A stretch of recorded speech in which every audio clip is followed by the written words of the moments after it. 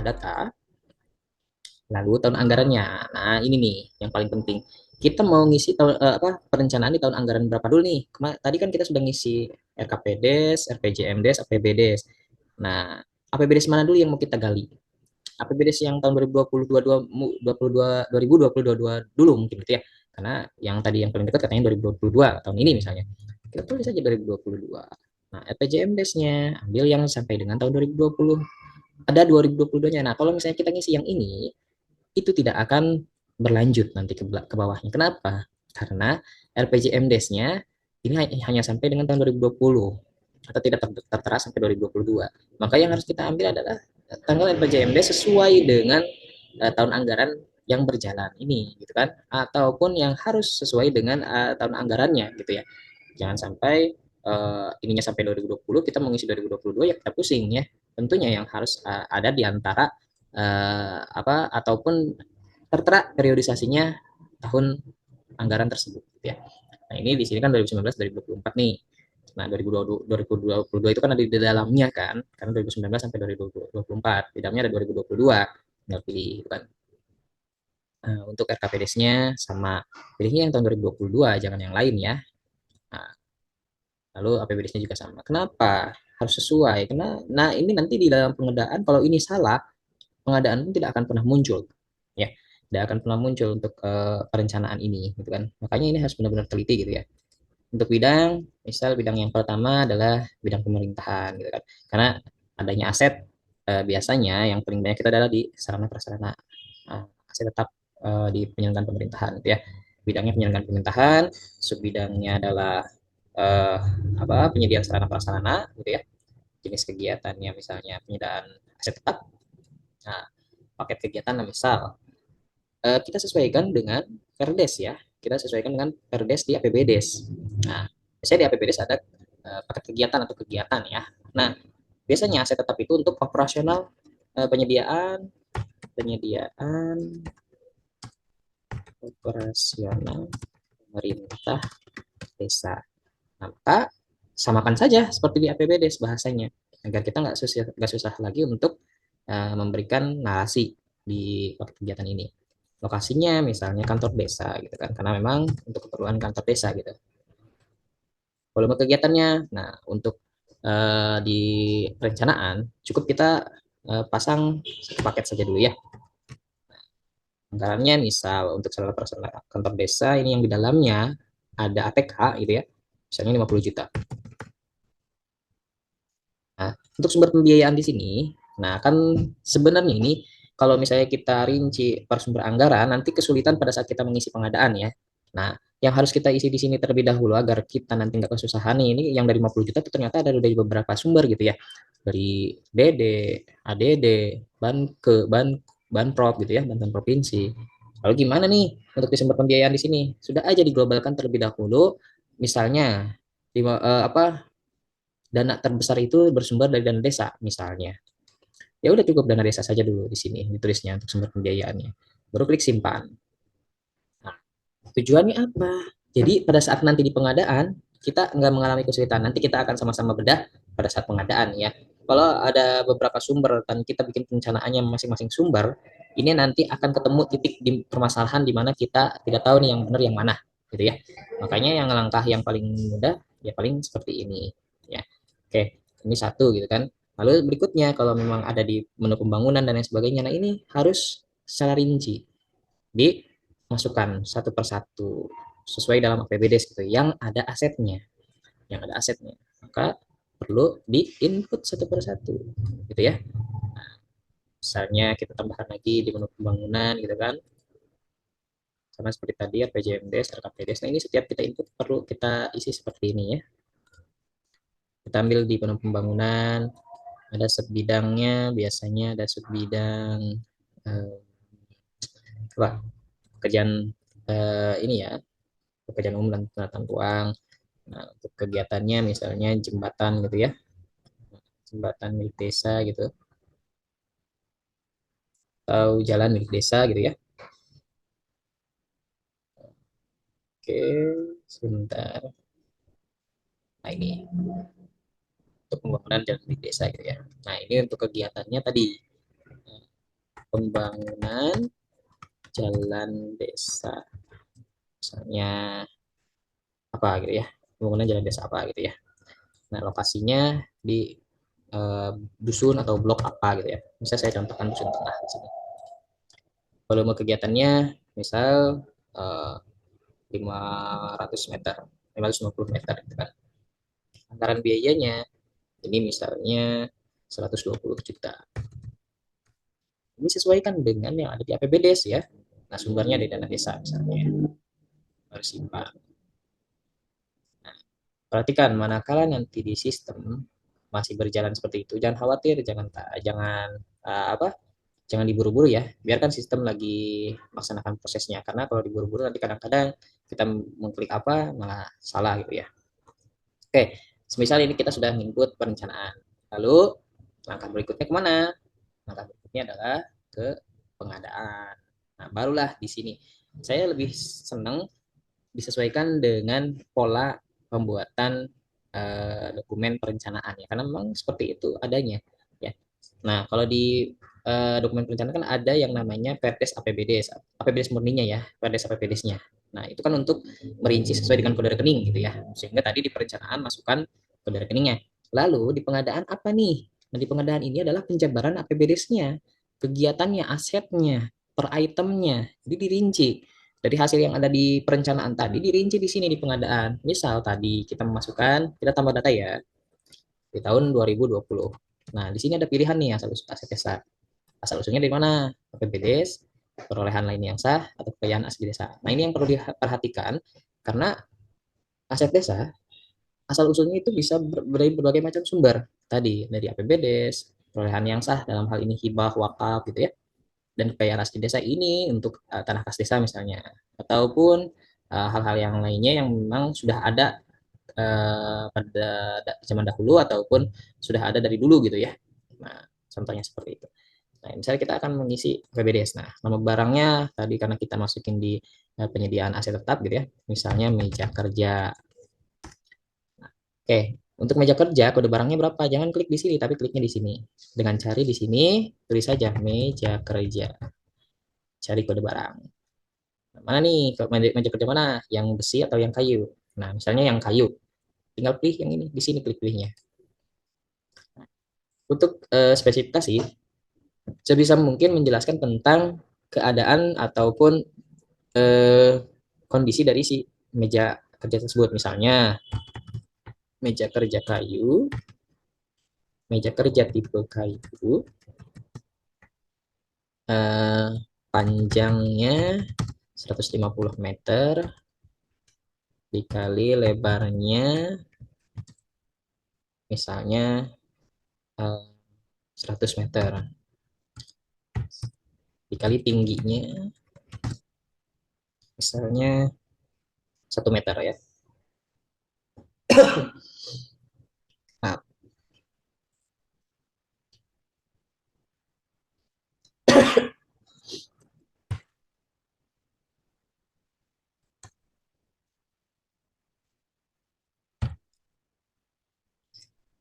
Nah, contohnya seperti ini ya.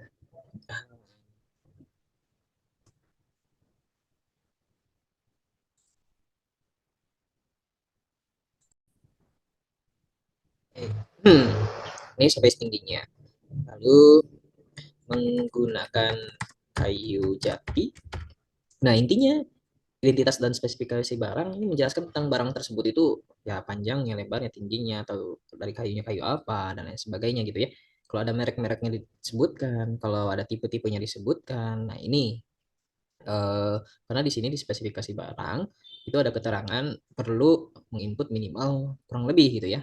Harus terdiri daripada 15 karakter. Nah, untuk di nama barang, perhatikan ini juga masih banyak yang mungkin keliru ya. Di nama barang ini harus memuat kurang lebih itu adalah 10 karakter ya. Nah, ini ada 9. Nah, ini 9 pun dengan spasi terhitungnya 10 ya. Nah, sehingga yang harus dihitung adalah jumlah hurufnya atau karakternya terdiri daripada 10 karakter. Harus jangan kurang daripada 10 karakter gitu ya. Nah, pada itu pada saat nanti menginput nama barang, kalaupun nama barangnya misal tanah. Tanah ini spesifik. misalnya tanah bengkok atau tanah sarana atau tanah kebun. Nah, seperti itu agar karakternya memuat 10 karakter minimal. Nah, untuk di barang, hati-hati untuk pengadaan yang harus diisi juga ini wajib yaitu memasukkan foto barangnya. Nah, untuk foto barang di sini sama seperti tadi, tidak boleh lebih daripada 1 MB ya. Caranya gimana biar gak lebih 1 MB tadi? Ada tips and triknya ya. Tips and triknya kita bisa menggunakan misalnya ketika kita sudah foto. Nah, screenshot foto itu dan di crop, otomatis nanti fotonya akan mengecil sendiri ukurannya. Bukan fotonya mengecil dalam artian harfiah ya, artinya ukurannya akan lebih kecil lah ya. Nah, seperti itu. Nah, ini seperti contohnya gitu ya. Input fotonya. Nah, ketika sudah ada atau sudah selesai tadi akan muncul fat seperti tadi. Jumlahnya misalnya 2. Tanggal perolehannya sesuaikan dengan tanggal pembelian sesuai di SPJ gitu ya. Nah, manakala kita SPJ-nya ketemu. Nah, tapi ada dalam APBDes-nya. Lalu bagaimana ini kira-kira untuk menginputnya? Ya sebisa mungkin sebenarnya disesuaikan dengan nota pembelian atau di tanggal pembeliannya, disesuaikan dengan hari di mana dia dibeli. Itu yang lebih inti ya. Tapi misalnya tahun 2015, oh SPJ-nya hilang, kebakar dan lain sebagainya. Oke. Nah, estimasikan saja itu belinya di bulan apa, di tanggal berapa. Yang paling dekat karena yang penting data aset desa ini aman gitu ya. Nah, misalnya seperti ini. Ini tahun 2020. Oh, tadi saya mengisinya harusnya 2022 ya. Maaf. Nah, ini 2022. Keterangannya misalnya keterangan meja ini untuk apa nih? Misalnya di sini adalah keperluan kerja perangkat desa. Nah, seperti itu. Oke, yang selanjutnya nih data perencanaan ini. Ini yang tadi kita sebutkan. Manakala kita tadi di manajemen aset belum mengisi perencanaan, jangan harap data perencanaan di sini akan muncul. Nah, maka dari itu jangan di skip-skip, jangan dilewat-lewat ya. Nah, harus sesuai alur ya. Nah, di manajemen aset harus melaksanakan dulu perencanaan, diisi dulu perencanaannya. Sesuaikan barang yang akan kita input ini, pastikan ada di perencanaan sudah tertera, gitu ya. Nah, apabila tadi kita sudah isi di perencanaan, maka akan muncul tinggal kita klik data perencanaan, lalu kita pilih bidangnya di sini. Nah, tadi meja kerja kira-kira masuk mana nih? Sarana prasarana aset desa kan, di penyelenggaraan pemerintahan kan. Nah, kita klik penyelenggaraan pemerintahan. Nah, ini ada nih akan otomatis muncul penyediaan sarana prasarana aset tetap perkantoran, gitu kan? Nah, tinggal pilih, maka dia akan muncul semua di sini. Nah, muncul ya. Nah, realisasi belanjanya nah, tinggal disesuaikan misalnya 3 juta rupiah. 3 juta rupiah ini nanti akan kalkulasinya dikali dua ya. Satu barangnya 3 juta seperti itu misal. Lalu ketika selesai klik simpan. Nah, ini otomatis terisi ya. Bidang, subbidang, lalu jenis kegiatannya ya. Oke, seperti ini. Lalu ketika kita sudah isi, misal kita pengen merasa yakin, tinggal klik detail. Nah, itu akan ada sampai dengan foto. Nah, foto di sini seperti halnya di awal saya sudah sampaikan tidak terlalu meng-highlight foto ya kalau di apa di versi latihan ini gitu ya.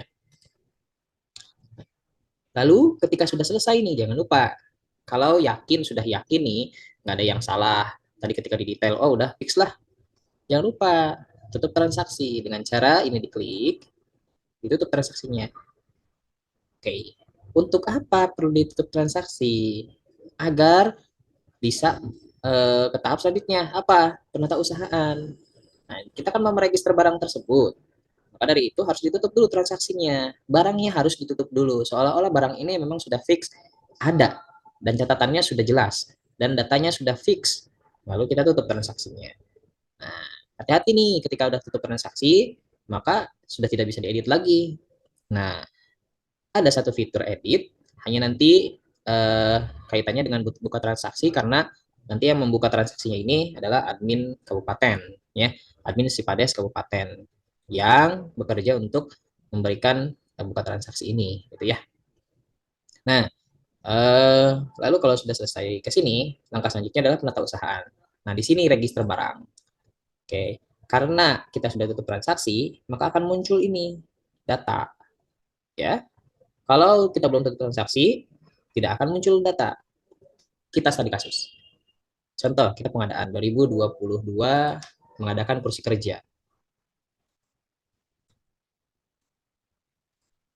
Yes, kursi kerja.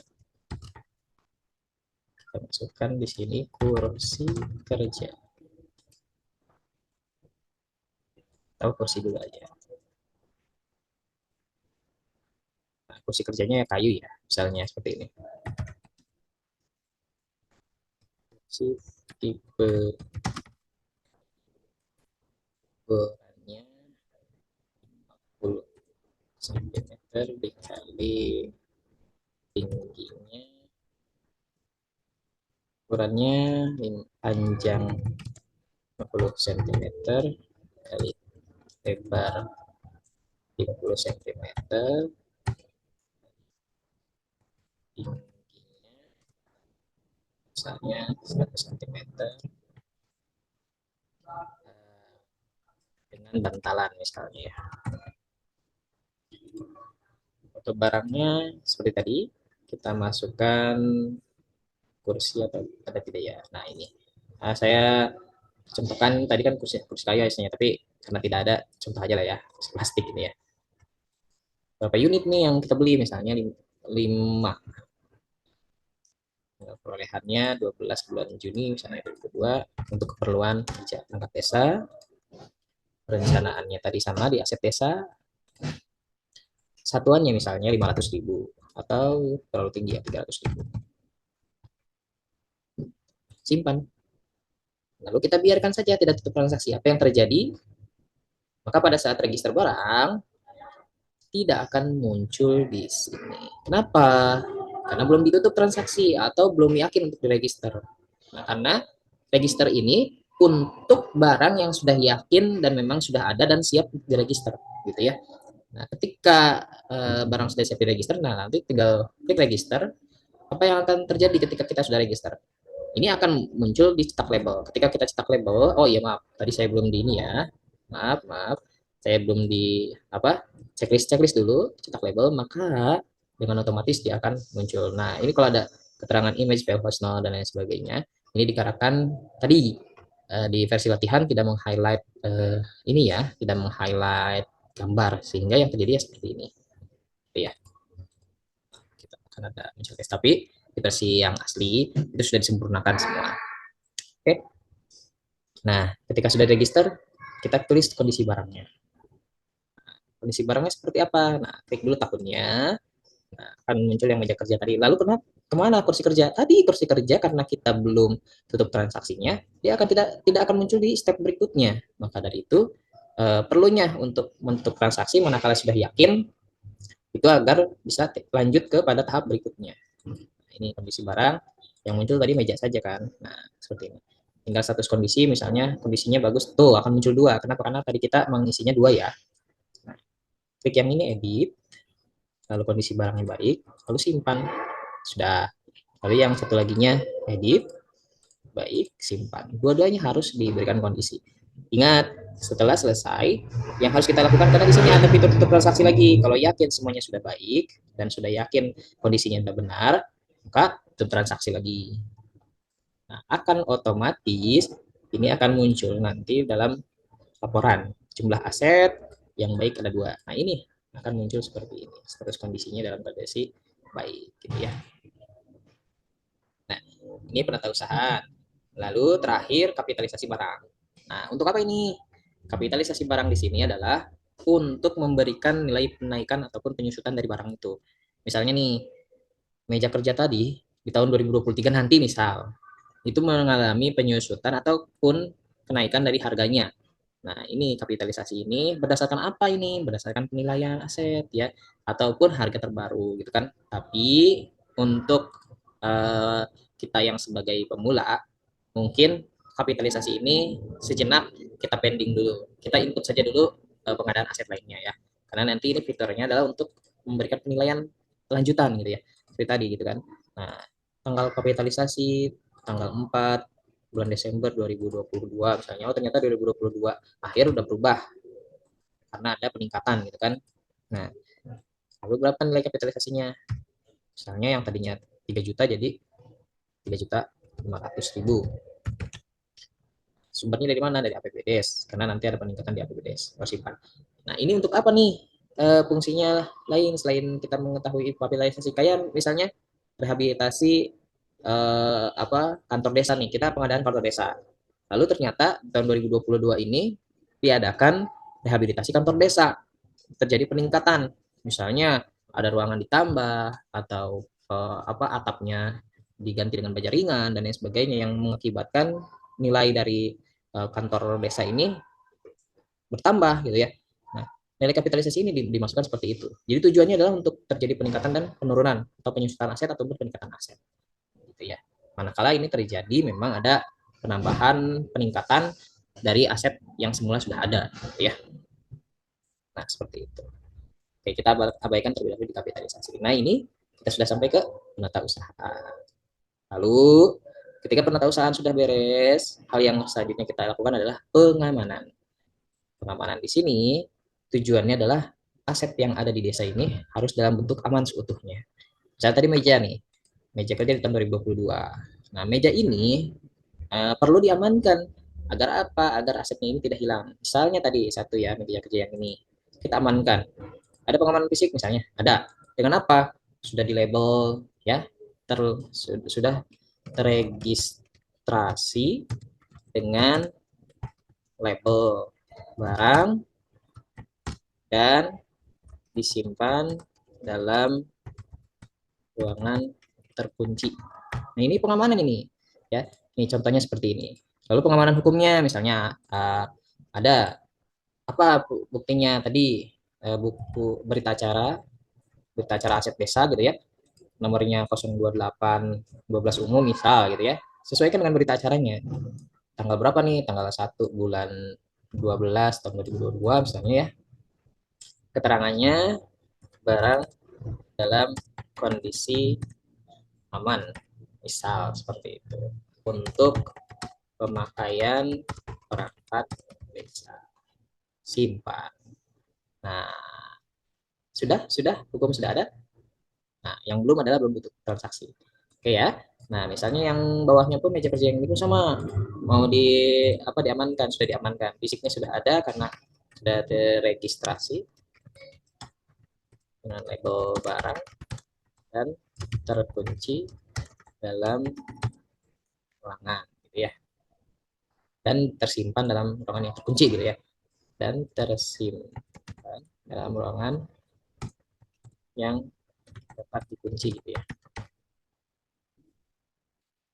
Hukumnya ada misalnya tadi ya berita acara lagi acara aset desa gitu ya 028 nomornya sama misalnya di berita acara yang sama 12 2022 keterangannya sama misalnya tadi lalu simpan ketika selesai seperti biasa dan sudah yakin maka yang harus dilakukan adalah tutup transaksi dengan mengklik apa dua-duanya diklik ataupun bisa di atas yang atas langsung klik lalu tutup transaksi maka proses pengamanan barang sudah selesai nih. Nah, ini seperti ini ya untuk pengamanan. Sudah oke ya, sudah ada ya tahun 2022 yang sudah diamankan ini meja kerja. Oke ya. Nah, itu pengamanan. Nah, oke. Mungkin sampai sini dulu nanti kita akan melanjutkan ke penggunaan, pemanfaatan, penilaian dan penghapusan. Oke, terima kasih sudah mampir di channel saya. Apabila ada yang kurang berkenan, saya mohon dimaafkan. Diakhiri, Allahu wafiq ila Assalamualaikum warahmatullahi wabarakatuh.